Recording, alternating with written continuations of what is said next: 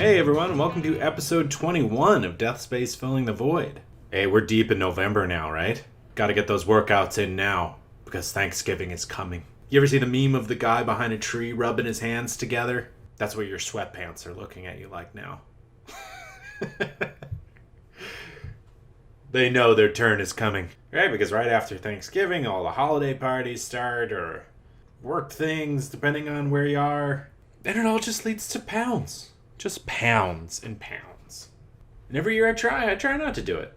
But you put on that freshman 15 that you then gotta feel bad about in January, which you work off in time for the summer. Round and round we go. You know, there's like 2 weeks you're happy with your body during summer, but then there's enough barbecues. Then you got to play catch up, and then Halloween happens, Thanksgiving. It's a hamster wheel, man.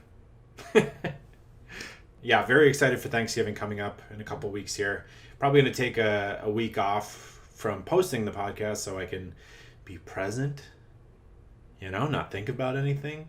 Jamie and I are going to Minnesota to spend Thanksgiving with her grandma Barbara, which is very exciting. Bringing the pup. Long drive from Charleston, but very much worth it. Well, we have a great interview here today, great episode. I interviewed film director Kristen Gerweck, who talked to us about her movie called The Wind Phone. It was a Japanese story, and the movie is in Japanese, but it's one of those things that you don't have to speak the language to understand.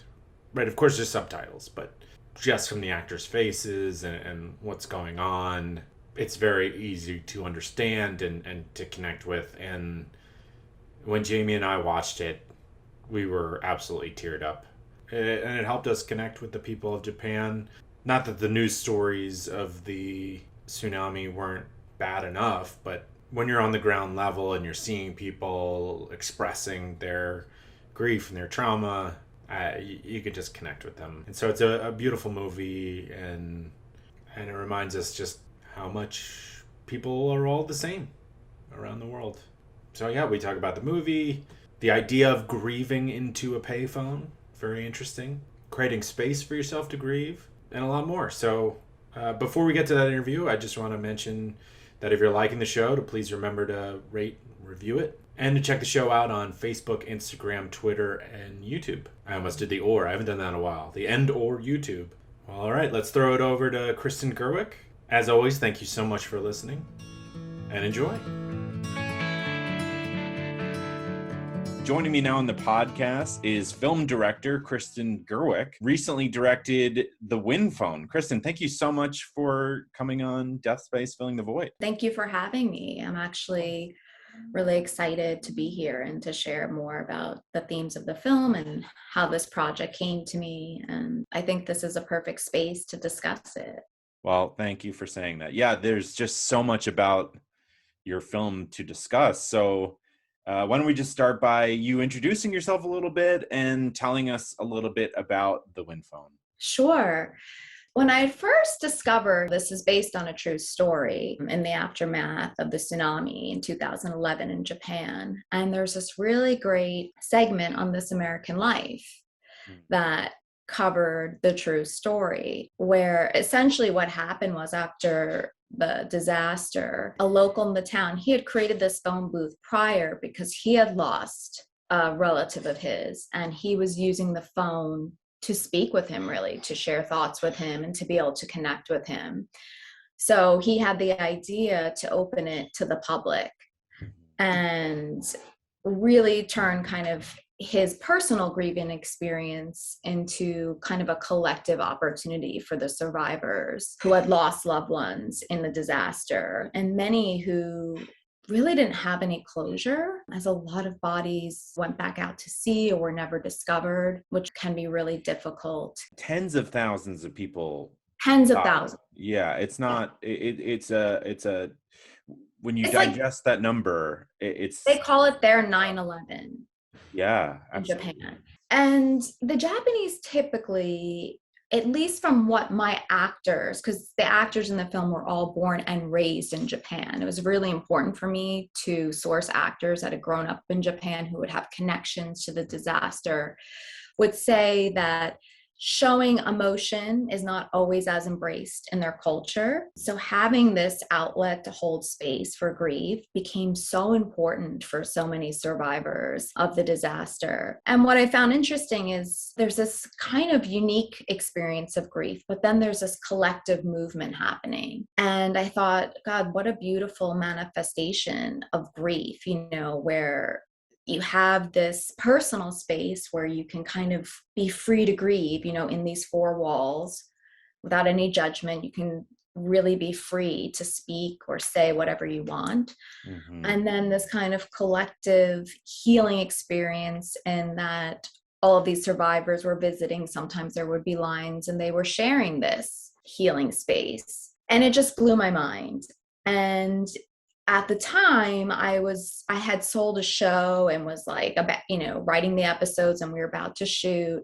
NBC and AT&T canceled their streaming, so it all ended. And then, I was kind of grieving that, which was like a mini death in itself for me in a way. I've spent years doing this research, and oh gosh. But then a few weeks later, I had a trip planned to see my grandmother, who I hadn't seen in a few years. And I'm still grappling with the guilt. I still cry about it pretty like at least once or twice a month. I'll just kind of have a meltdown. You hadn't seen her as much as you wish you had. Yeah, life had, and I just, when she lived on the opposite coast, and it was just like, okay, we're going to make that trip. And you know how like a year turns into two. Mm-hmm. And it had been too long, but I had this trip plan, and she died before I got there. It was over the holidays, just like a week before I arrived. And it was so funny because I had this reminder in my phone to call grandma every Sunday. Mm-hmm. I didn't always call, but if I did it at least once or twice a month, that was great. Yeah. And that reminder popped up after she died. And I felt that I just wanted to speak to her anyway. And then the wind phone, that story came rushing back to me. Mm. And I really emotionally now connected to the story on such an internal and personal level. And while this story is so uniquely and beautifully Japanese, and I love Japanese cinema, I realized that this story could live and could really, I think anyone who's experienced loss could connect to this story. At least that was my theory. Well, having seen it, I definitely can vouch for it. Yeah. Yeah, and I wasn't sure. I hoped, and it ended up now, I think screening over 30 or something, 40 countries, but I didn't know at the time. And so I had this decision, do I adapt this into an American version? And I just, no, there was something so beautifully quiet about the real wind phone, the location, and just the importance of this kind of cultural historic moment. Mm-hmm. And almost really like an emotional moment in history, which is why I document the time and the date and everything, because I really felt so strongly about it. I decided that, I was going to do this in Japanese and look to some of my favorite Japanese directors, Koreeda, who just did Shoplifters, and many other great films that I've watched, like Father Like Son, Still Walking, just an incredible filmmaker. And I decided that I'm going to try to write this in English, and then I'm going to look for my Japanese actors. And I told the producer, I was like, I don't want Japanese American or Asian. They must be Japanese native actors who have grown up and are going to have the connections to this disaster to bring that level of authenticity that this film would deserve. It was kind of a deal breaker for me. If I didn't find that cast, I would not have gone forward with it. I just wouldn't have felt right about it. But magically in casting, these amazing actors showed up who were so excited that this story was being told. each one of them had different personal connections. One had lost someone. One had been actually a news reporter at the time, so she was watching footage of the disaster. It was really incredible to be able to do that. And another thing that I did in this piece is I decided not to look too closely at the documentary, because there is one. I wanted to create each character's story on my own, and to really tap into the different kinds of manifestations that, how grief can really manifest itself in so many different ways for people. It's so interesting. Some people it's denial, and some people there's anger, shame, guilt. There's such a gamut. It really runs the gamut. And when you go through each scene, each character is definitely going through their own form of grief.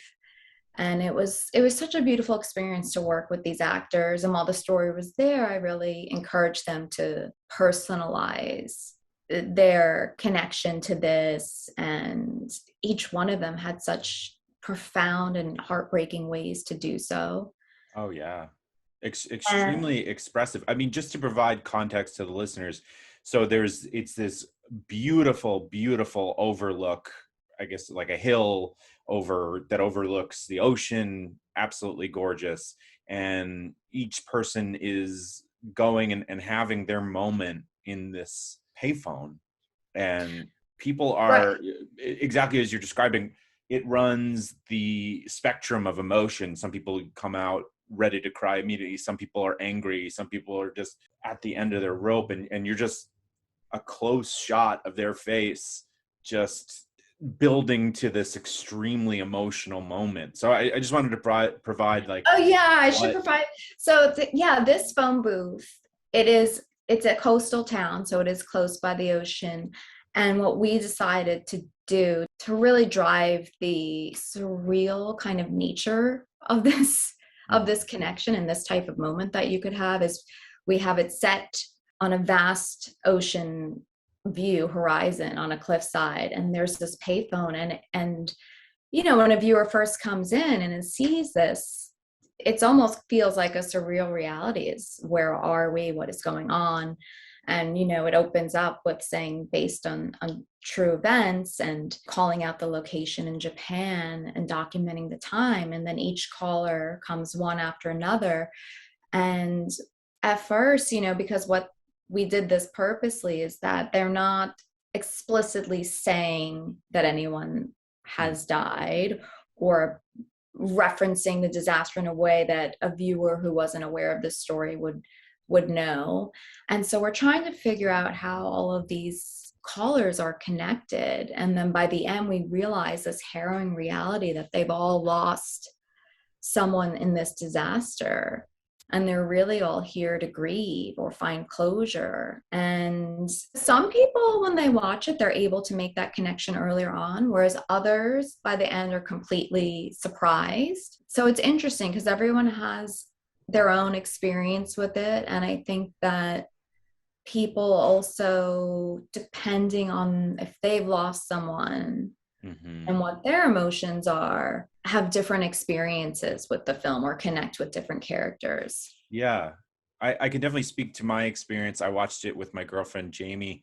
And I think the first thing that I said was that I really connected with the collective grief experience of the people of Japan. I mean, you hear the numbers, you see the news reports, but the aftermath, I guess, there can be a disconnect. But through the film, I felt a connection as someone who lived in New York, and my dad worked in the towers and was Oh, safely, wow. very lucky. I felt that like collective grief connection of such a huge event with the people of Japan, that it's so different when you know someone, or you can see that person, or you meet a person, you know what I mean? And that was my first reaction. 100%. It's interesting. Some people that have watched the film, audience members, that they just said they didn't realize the scope of this disaster. They just had no idea. I guess it really opened their eyes to that this was like a pretty huge historical loss. I mean, of lives. Sometimes we're just covering our eyes because, like in a scary movie, you cover your eyes to hide from a killer or something, but this is just so real that you cover your eyes and maybe bury your head in the sand a little bit because Because the news is so like, it's it's so hard. so hard. Exactly. It's so hard. And it's so interesting. Even before, making this film, we had no idea of the COVID pandemic coming. Mm-hmm. And what happened was also upon the pandemic arriving and the loss of lives, I've actually had people reach out to me and say, this film has really helped me work through some of my grief, because they lost someone in the pandemic very unexpectedly. I think that unexpected factor of these large kind of death situations, whether it's what's going on in Afghanistan or these school shooting or these natural disasters, death is never easy, expected or unexpected. But I think sometimes people like in 9/11, just not expected, maybe, that God, I wish I told that person I love them before they left that morning. And I think it's like those types of things that can really eat away at people when the death is so unexpected, where you don't have that moment on a deathbed. Perhaps you don't even have a body Mm-hmm. to do, a proper funeral or whatever the religion that person, whatever passage of rites they may need to do to feel comfortable to transition the body. And I, for myself, it's funny because I still am haunted by the words never said. I still think about, gosh, I really wish I went on that trip to visit her, or I really wish I sat down and let her taught me how to play bridge. But I, at the time was like a teenager and was like, I'm too busy. I need to go, because she would visit our family quite a bit. But why do you think that is? I feel like we collectively put too much pressure on ourselves with like a last impression. Yeah, As I opposed think so. Yeah. I think it's, if she could speak, she wouldn't have the same feelings. I think she would have a very happy remembrance of our relationship. Mm-hmm. But I think sometimes when facing loss, there seems to be a lot of people turn to guilt, Yeah. and shame. Sometimes it's just that process of trying to reconcile, perhaps not having closure, or assigning some blame for why you might be feeling this way, when the fact is there's maybe nothing that you could have done that would really take away the pain of that loss. Right. They say loss is like something that never, at first it's like, I think it was in the film Rabbit Hole, which is a really wonderful feature film that deals with grief. I'm gonna have to write down all the movies that you're throwing out. Yeah, Rabbit Hole, it was a play, and it was adapted into a film with Nicole Kidman and Aaron Eckhart, and they lost their son in an accident, and they're both grieving in very different ways. And it's really just the aftermath of them trying to put their lives back together, and also to try to come to grips with how the other person is grieving. Because when people grieve differently, it can be offensive to another person who's grieving in their own way. Like someone may need more human connection versus somebody just wants to be in their own space and not see people, kind of thing. Right. Or may not want pictures of the person everywhere, or constant reminders. That was the kind of, between that couple, that was like an issue. He felt she was trying to erase him. Okay. Because seeing him was too painful, and she felt that he was kind of stuck. And so I guess really there is no right way to grieve. And I think it's a very personal process. And if, you look at the characters in my film, really unable to face it and is kind of stuck. She's reliving the moments before and thinking about what she could have done. This is all internally. She doesn't even speak. She's unable to even utter any words. There's some people who aren't able to communicate about their grief. It's a very internal process. The second caller, and this is pretty common and at the actual Win phone, is giving updates to his loved one and letting her know, his wife, that he lost, what the kids are doing and how things are going as they rebuild the house. But he comes to realize, that perhaps eventually he does need to let her go. Mm-hmm.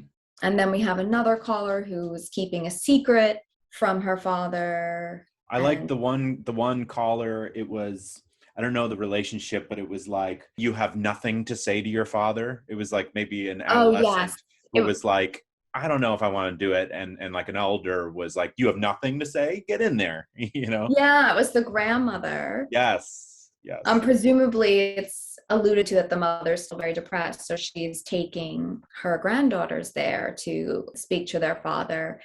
And yeah, the teenage girl, she's avoidant, which is Mhm. another, I guess, kind of mechanism that comes up sometimes when grieving, avoidance. And she's a lot of shame that she wasn't as nice to her father, which most teenage girls, you know, Of course. yeah, and that she had kept this horrible secret about the dog dying and that it was her fault. And I think for her, it was just so important to release that Mm-hmm. and to release that guilt for the things that her father probably would not be thinking about if he could Right. connect with her. But they're not here to fully communicate with us in the physical state. So it's really the things that we have to work through. I think that's why the wind phone, whether it's in the film or in real life, became such a phenomenon. I mean, people from all over Japan.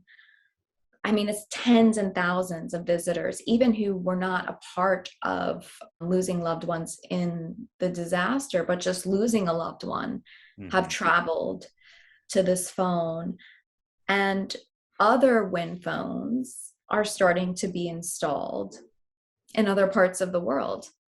Do you know where? There was one installed in Ireland, Hmm. in the countryside in Ireland. And now there's been one along the Appalachian Trail in New York, which was installed by a grief therapist, Millet Israeli, who I'm actually in contact with. Oh, We've thought about potentially collaborating on grief workshops using the film as kind of a talking piece for people to kind of discuss, and potentially if they want to open up about how they can personally relate to any of the characters or the themes, or just really to open a conversation. that's got to feel great as a filmmaker that, I mean, a piece that you've created could potentially be used in like a therapeutic manner.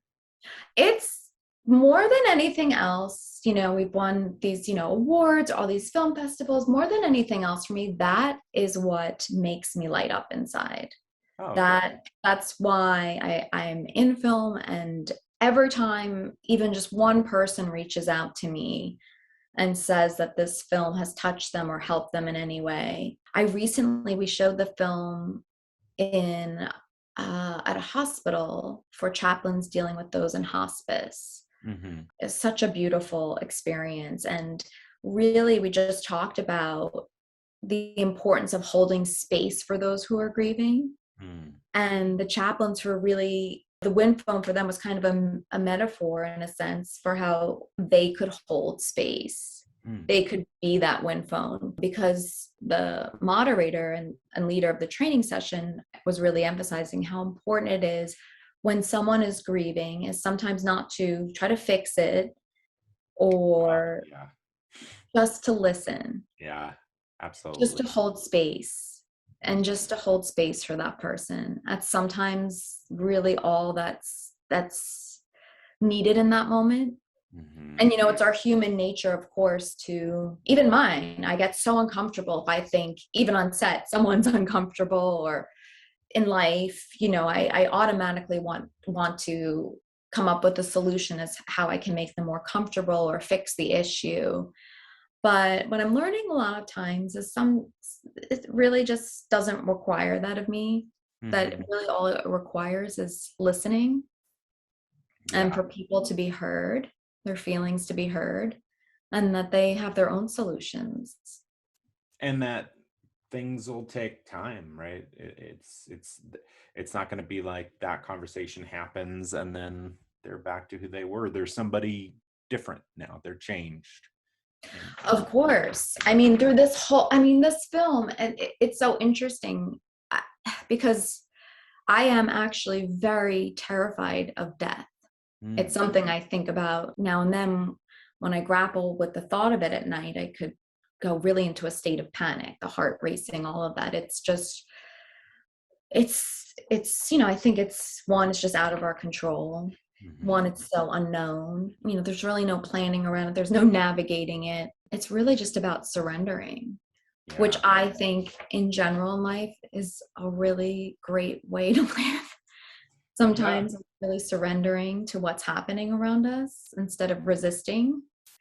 But you're also a film director, and you're like, no, this is my job. I'm in control of all these people and helping guide and right. There's that. Nature, yeah, that's my nature, is to control and to guide and to look for solutions. And so for me, it's really just an exercise of surrendering. And in regards to death or anything else, I'm really, I would say right now, working most in terms of like personal growth on learning to surrender to certain situations. We can do the best we can. Then we have to surrender to forces outside of our control, or, we will really suffer more than we need to sometimes. Unfortunately, right? Yeah, I find the more I resist what is, the more pain I have. So I think, surrendering. And, even in this filmmaking process, I am very detail oriented. I'm a very hands-on director in every department. I'm very open to people's ideas, but I'm very aware of the vision and how we need to navigate ourselves to arrive, where I guess, where you did in your mind, right? You have this film idea in your mind, and then you have to translate it to paper, and then you have to translate it to screen. And there's so many different steps in that. But there was a lot of this too, where it was weather dependent, and I really did have to surrender in some moments and trust that things would work out exactly as they needed to. In that, it was a very calm and peaceful set, and just very, I would say on set, it was just, I don't know if I'll ever have a set quite like that again, but it was just a little bit magical. When you stepped in that booth too, on set, and you were facing the ocean, and the ocean really in this film is a character. It is. Very much so. I mean, it represents obviously the vast unknown. For those that were in, this disaster, it is the character that took their loved one. There's so many ways in which the ocean is so significant in this story. And the actor said when they stepped inside that booth, they were there, it was just such a profound, felt like you're almost on the edge of the universe a little bit, or the edge of between here and somewhere. Yeah, absolutely. Very surreal. What was really interesting about this process too, when we're getting back to the language, is that I worked with the actors first. We worked the scenes in English, and then when we felt really good about them emotionally, they translated the scenes back into Japanese. So they were all bilingual? Yeah. Okay. I was going to ask you how that came to be, and I assume there was somebody else. We had a translator as well. Okay. For anyone that where there were any struggles into doing that translation back, or any the emotion, you want that to carry over from English to Japanese. Yes. So I was very curious how you did that. Yeah, so we worked in English first, and pretty much really just doing these deep dives in the rehearsals, not even just like, the lines, but like, who was this character?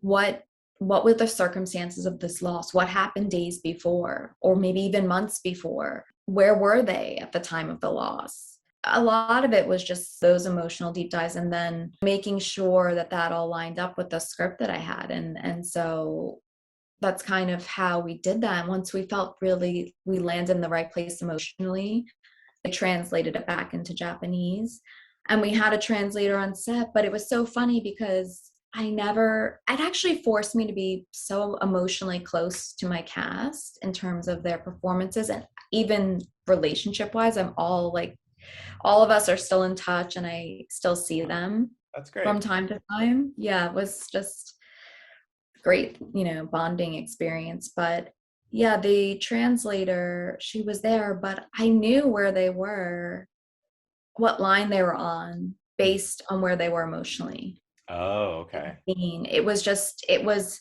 we were in that, and we had such a diverse cast and crew. My DP was from Singapore, from all over the world. It was a very international set. My producer was Austrian. It was just, but we were all connected in kind of, not to sound corny, but the language of emotion and love, really. I don't think And that's corny. I think that's amazing. That's what we want.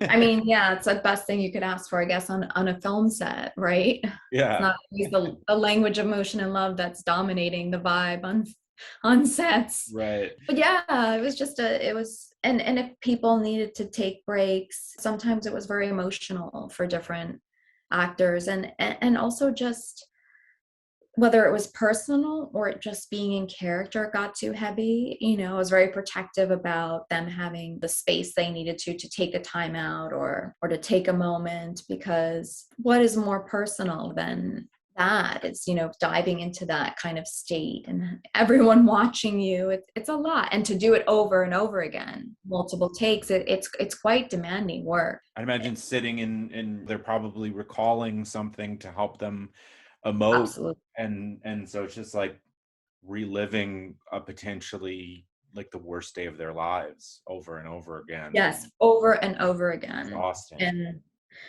I just have such the most incredible and intense kind of admiration for them and for what they did, because yeah, it's quite demanding. And Yeah. so I think it's really important, I think, on any set where you're kind of dealing with a character who's grappling with death or really dark themes, that to create a protective space for them, Mm-hmm. because sometimes they're not, actors aren't always protected. Mm-hmm. Sometimes people, they want to get the coverage, they're worried about the time ticking, and time is money. And I felt really happy that everyone on set felt respected and comfortable. And That's great. Yeah. yeah, that was really important to me, especially with such heavy material like this. And not easy to do for the reasons that you just described. There's how many other people that are working on it, and they all are focused on their task that they're contributing to the film, and things can get a little anxious or a little rough on set sometimes, especially as the day goes long. So that's a testament Exactly. to you for achieving that. Well, yeah, I think indirect for me personally, of course, there's the creative tasks and duties and making sure that you're meeting your marks there. But I think a lot of it for me is also like, what kind of environment are you creating? And if you're not creating a great environment energetically, how can you expect people to be operating at their full potential? I love that. I mean, Yeah. seems like common sense, but Yeah. it's not always the number one priority sometimes on set, at least according to, different actors I talk to who have less than ideal experiences. Sure. If you're listening to this podcast, one of the reasons may be because you're interested in having your death or a loved one's death be celebrated in a different way, to think outside the box a little bit. I personally really like the idea of that. And that's why I'm partnering with a company called Spirit Vessel, who creates these guided, personalized ceremonies for yourself or a loved one. Well, just to give you a little bit of background, Spirit Vessel is a sister-owned company that is bringing sacred ceremonies around death back into the home in a beautiful and meaningful way. I love it. I love the idea of making it more personal. And I've experienced wakes and funerals that it felt so cold, and wish that I could inject a little bit more personality and more storytelling to help the grieving process. Spirit Vessel has these handcrafted ceramic urns and personalized celebration of life ceremony packages that can be done in the comfort of your home or through webcasting services. Whether you're grieving the loss of a loved one, preparing for an imminent death, or taking steps to plan for your own death, Spirit Vessel provides resources to help you respond from your heart with creativity and courage. So basically, you can design your own creative and personalized intimate ceremony that represents the person who you're celebrating. And there's also tips to help people who are grieving going forward. So whether you're interested in the celebration of life ceremony packages, or you'd like to check out or order one of their handcrafted ceramic urns, which are so cool, by the way, check out Spirit Vessel. And if you do order anything, feel free to use the promo code DEATHSPACE for free shipping. If you're like me, it can be really hard to come up with the words to say in a card. I know, I always laugh too, because talk about 10 years of improv training down the drain. Not being able to come up with anything. But that's especially so. I don't know why I can say especially. There you go. Perfect. I can say it. During times of grief or when someone loses someone. But thankfully, there's the Cardist Studio. There are no words to comfort in a time of deep loss, but you send a card because you care. Yeah, because as we've learned through this podcast, sending something, saying anything is better than saying nothing. The Cardist Studio creates your message, writes it in your card, and mails it for you. See? They'll help you out. You have the intention, the Cardist has the words, bing, bang, boom. All you do is pick the card and tell why you're sending it. No anxiety, all care. For a message from your heart, but not your hands. Just sit back and enjoy your relationships. You know, you don't want to have that awkward feeling like, was that too much? Did I say too much? Am I talking too much? As I'm literally talking too much? As opposed to figuratively talking too much, Pat. All right. My inner voice is kind of mean to me.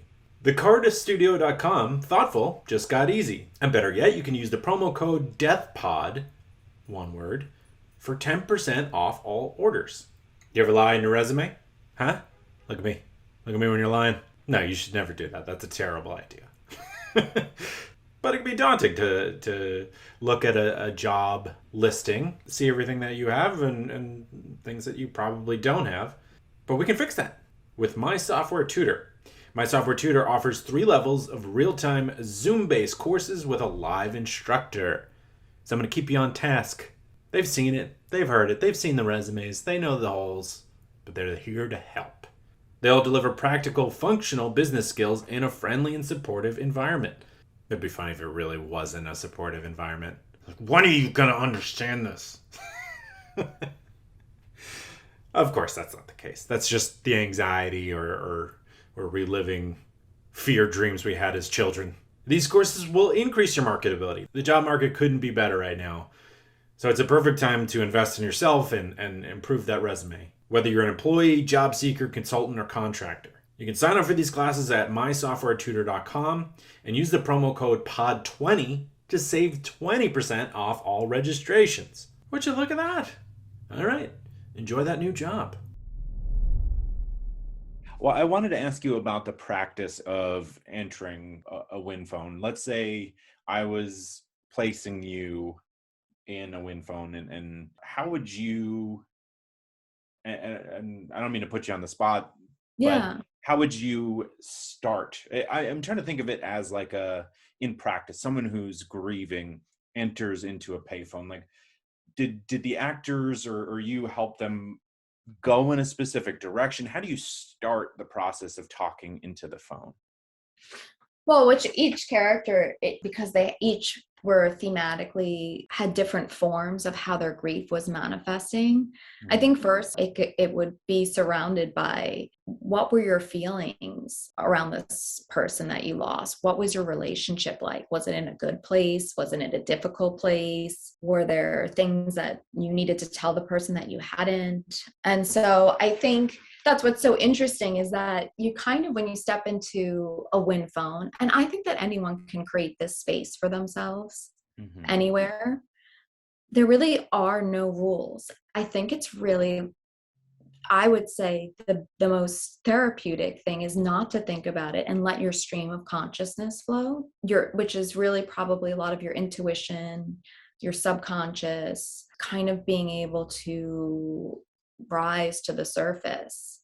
I mean, you could go in with a plan. There were things, say, that you particularly wanted to get off your chest to someone, like one of the characters who had kept this kind of secret from her father about his beloved pet that she accidentally killed. But I think that sometimes what's so hard is when we speak to someone else, we feel like we're being judged, right?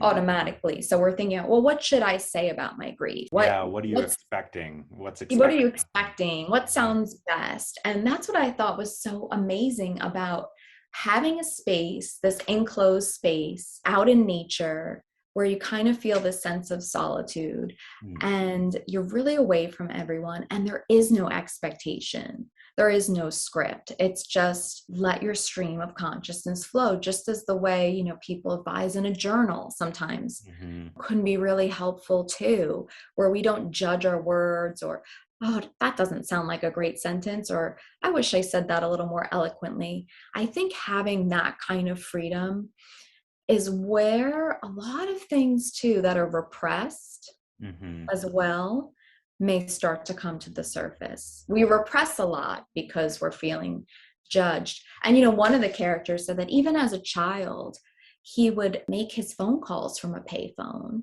as a teenager because he was so terrified of his parents hearing him, not because that he wasn't supposed to be on the phone, but because they might judge what he would say. Oh, And so he felt safer in that confined space. And yeah. I think that's what it created. It's like this kind of metaphysical reality where you really, when you step inside it, you do kind of feel like you're somewhere else. And you really have that freedom to express whatever that you need to say, or things that you may never even have, I guess, never knew you needed to say. Yeah. I think that's what's so surprising about the wind phone. And I mean, look at one of the characters was grappling with the fact that her husband had an affair and goes through this kind of roller coaster where she's talking about that he might have faked his own death to run off with his lover, to kind of accepting that he is gone, or it's just, and I actually, a grief therapist told me she has a client like that who lost somebody, her husband, and he was having affairs prior to his death, and she is grappling with these same type of emotions where it goes from anger to intense pain and sadness. But not everyone feels safe with their therapist to go there, or another person. I think this is why the wind phone became such a kind of cultural explosion in Japan, because it was needed. There was especially a place where in general emotions, it's, I want to say frowned upon, but being emotionally open isn't as encouraged. Hmm.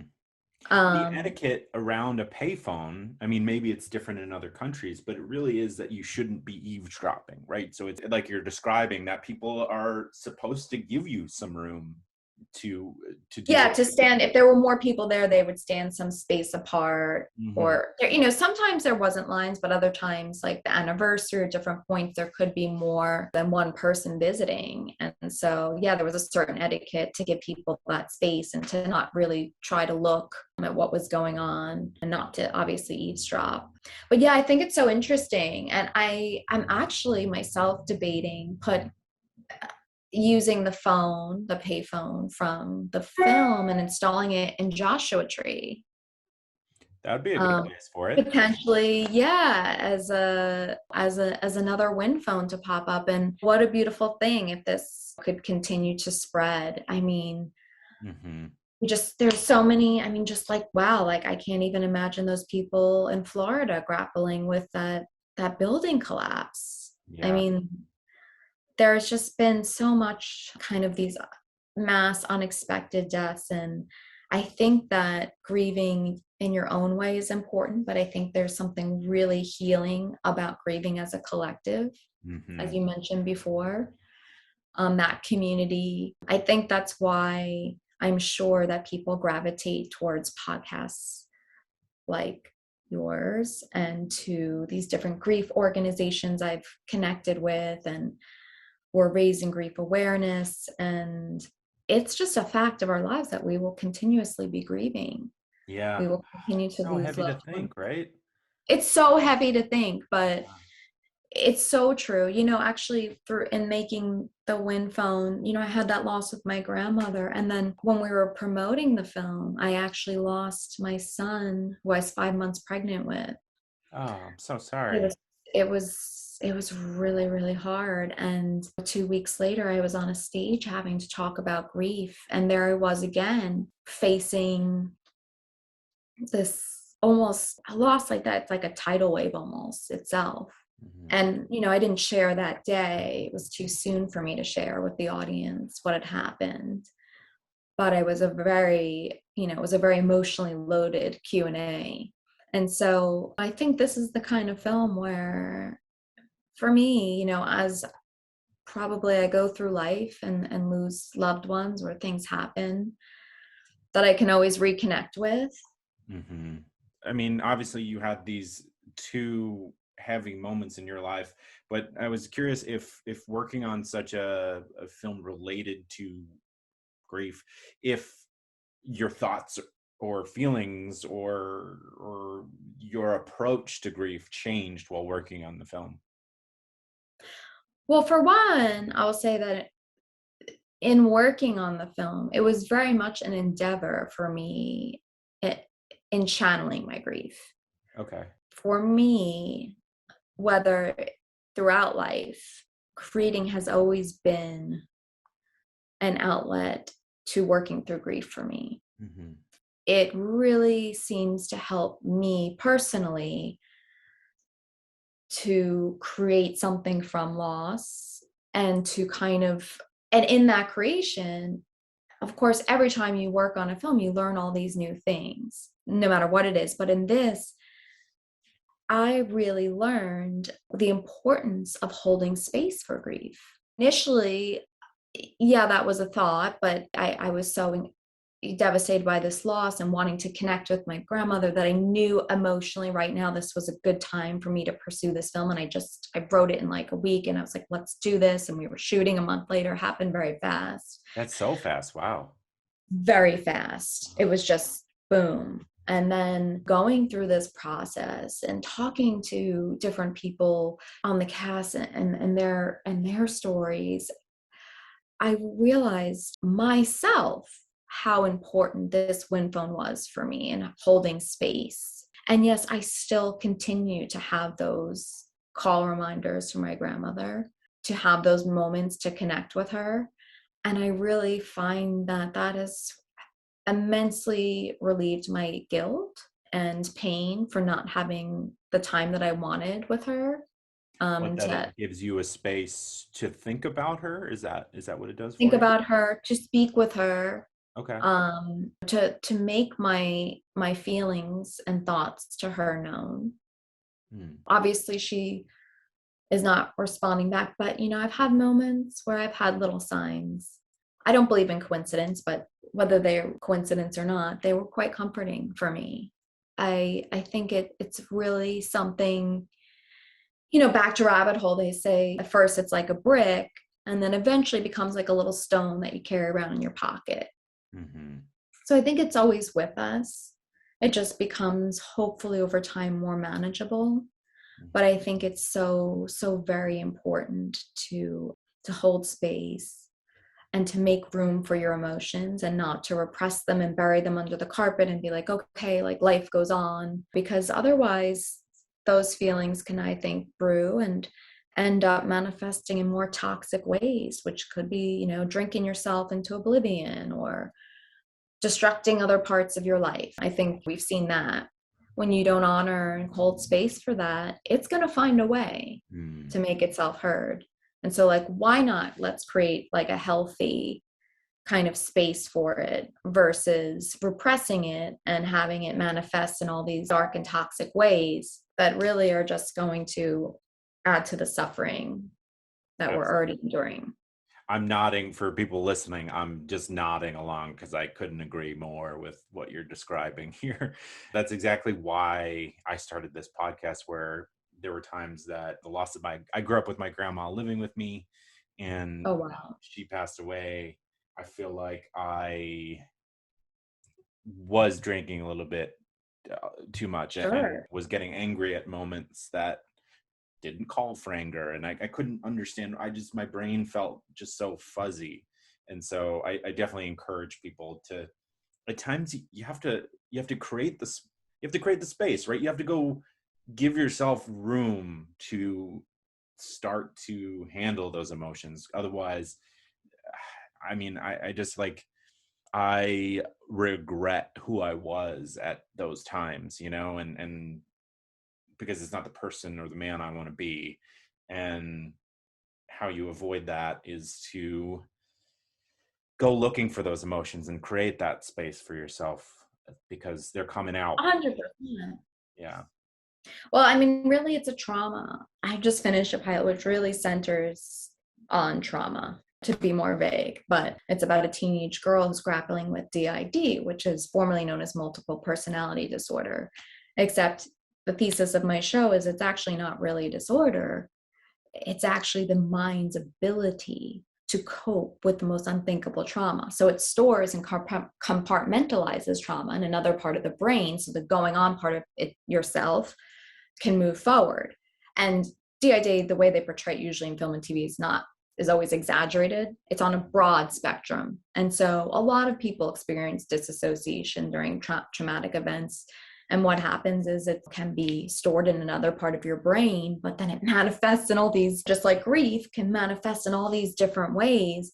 And until you have that awareness and hold space to address the part of your brain that's traumatized, in that kind of trauma, it's really about learning what the triggers are, which would be very specific to the trauma. But I think grief is very similar to trauma, and there can be triggers as well. I think that's something that I've noticed with people who are grieving, that they can see something and be triggered, something that reminds them of the person, or even a situation that there's only a remote connection to that little space in their brain that's still kind of trying to grapple with this grief. And so I think the more awareness we have and the more open we are with ourselves, and a lot of it is just about taking away the judgment, because Yeah. there's stigmas around, it's taking too long for her to get over this, or people whose minds may work a little differently, or who may need to grieve in a different way. So I think that's like another important piece of the conversation, is these are difficult topics, and trauma is very difficult for any human being, and not everyone's going to deal with it. But let's remove the stigmas from the people who aren't dealing with it the way that we would like them to. Absolutely. Yeah. I mean, they're dealing with enough outside of judgment. People don't need that.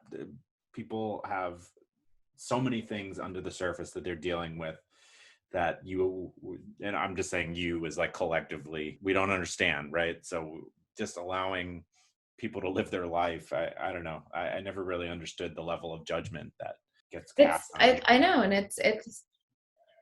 it can be really cause people to repress. It can be really paralyzing for some, force them into dangerous places. Absolutely. Yeah. And so I think the more conversations, and like this wonderful podcast, and the more conversations, and it's so exciting to me to see these grief awareness groups and these kind of collective moments, whether it's the Win Phone or a group or a podcast where people, this can be life-saving for people. There was a story recently in the news where a lawyer, he lost his wife and son during a carjacking, and got so depressed that he hired a hitman to kill himself. Oh my goodness. He was going through the grief, which I guess it didn't work, or it was like a botched job. So he's still alive and working through now, finally really having to work through it again. But grief can end in suicide. Absolutely. Yeah. We have that in the Win Phone, where the character's at the edge of the cliff, and he's thinking about it for a moment because he feels so guilty he wasn't with his wife. That survivor's guilt, that's like a whole nother element of guilt when one person survives and another doesn't. Right. Why me? I should have been the one to go. Grief isn't, it's an important mental health. It can become a crisis if not addressed, and if the resources aren't available to someone who is going through a loss. Absolutely. I want to make sure that we mention where people can see the Win Phone. Yeah, so it is, if you have Amazon Prime, it's part of the Discover Indie Film series. So you would type in Discover Indie Film, and it's season 3, episode 4. So it's available, and we're still on the festival circuit right now. I think we're nearing like 100 festivals. It's so exciting. This film, like I said, I didn't know, because it's pretty art house, and it's Japanese, and it's very culturally specific. I didn't know. I knew in my heart it would translate, but making a film, you never know what will actually come to be. It's very Hmm. unpredictable. But yeah, it's been in so many different countries. I think it's almost hit every continent, and I think people from all cultures and backgrounds from around the world have been able to connect to it. So Very that easy to connect with. Yeah, it really is. that means more than any award or any kudos about the film, is that for me, filmmaking is, I hope to create something that people can emotionally connect with, that can add to the conversation, maybe could change someone's point of view, change someone's life, even if it's in the smallest way or it's the biggest way. Those are the stories that drive me. And if I find a story, right now I'm working, it's set in Rockport, Massachusetts, but I'll go anywhere in the world if I find a story and I feel like I can find a way in authentically. I will try to pursue it. Well, that's so fun. I love that. But yeah, it's like you get to like Story travel to hunting. different worlds. Yeah, absolutely. Yeah. And And find that ultimately we're all human, no matter where you we're are. exactly. It's that's what I find the most kind of, it just resonates over and over again, no matter what country or what part of history that I'm exploring. It's the emotions that we share as humans they're all very similar. We all grieve, we Hmm. all feel pain, Right. we all love. Absolutely. Just as simple as that. Just as simple, yeah, as that. Well, thank you so much for this conversation. Before we end it, I just want to make sure, is there anything you want to mention about the movie, grief, your life, anything else that you would like to add? I would just like to, I mean, just a message, I think, to anyone that is grieving and could be feeling overwhelmed. There are so many great organizations out there. If you feel like perhaps your family isn't the support system that you need, sometimes our own loved ones may not be who we need to help us move through our grief. And so while you may find that expectation that they should be, I think it's really great to, there's no shame if they're not, Mhm. and to looking elsewhere outside of your family or close knit circle if you feel overwhelmed with grief, because there will be someone out there or a group of people out there that you will be able to connect with Mhm. and will be able to hear you. I think that's just really important for anyone out there listening, that don't give up if the answers aren't perhaps right in your own circle and you need to seek them out elsewhere. That's beautiful advice. Yeah. Take care of yourself. And there are definitely people who are willing and able to help you on that journey. I don't care who you are. There's always, There's always someone, and yeah. that will hold that, and that can hold that space for you. Whether, there's some people now that are, hiking on that Appalachian Trail and finding that wind phone. I've been watching the posts and having some beautiful moments. Whatever it is. I mean, sometimes working through grief, I mean, like, that beautiful film Wild, by Cheryl, for her, it was a matter of doing this unthinkable hike to really, the film is really about her working through the grief of losing her mother, Right. and that's what she needed to do. So I say, if what the traditional or the people around you are telling you is this is your time to grieve, or trying to navigate your grief experience, to not be afraid to step out of that box and explore ways to work it out yourself. For me, a lot of it is creation, but for everyone, it's a very unique experience. Absolutely. Well, I want to encourage everyone to check out The Wind Phone. It's a beautiful movie. Whether you're grieving or not, you'll definitely be able to connect with it. And thank you so much for your time and for your being open and discussing all of this with me. And I'm excited to watch you create more stuff, because it sounds like you're not afraid to get into some heavier topics, which I think I'm certainly into, and I think the world needs a little bit more of. Well, thank you. I truly, truly enjoyed connecting with you and talking with you. And I really just want to thank you for creating this space. I think it's really important work that you're doing. And I'm looking forward to watching it grow. I really just have such admiration for what you're doing. So thank you. That's very nice of you.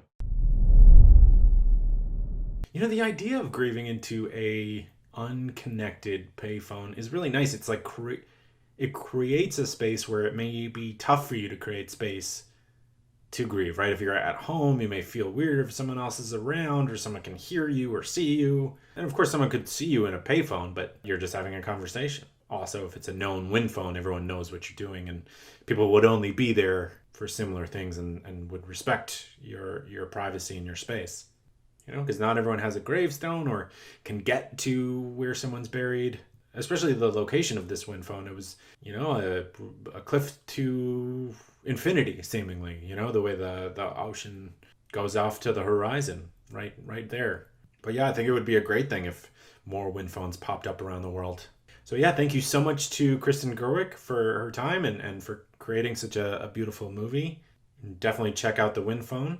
And once again, I'd like to mention and thank the sponsors. Spirit Vessel, use the promo code DEATHSPACE, one word, for free shipping on personalized urns and the Celebration of Life ceremony packages. The Carta Studio, you can use the promo code DEATHPOD, one word, for 10% off all orders. And My Software Tutor, you can use the promo code POD20 for 20% off all orders. Thanks again to all those companies. And thank you so much to you for listening. Have a great week, and I'll talk to you Thursday.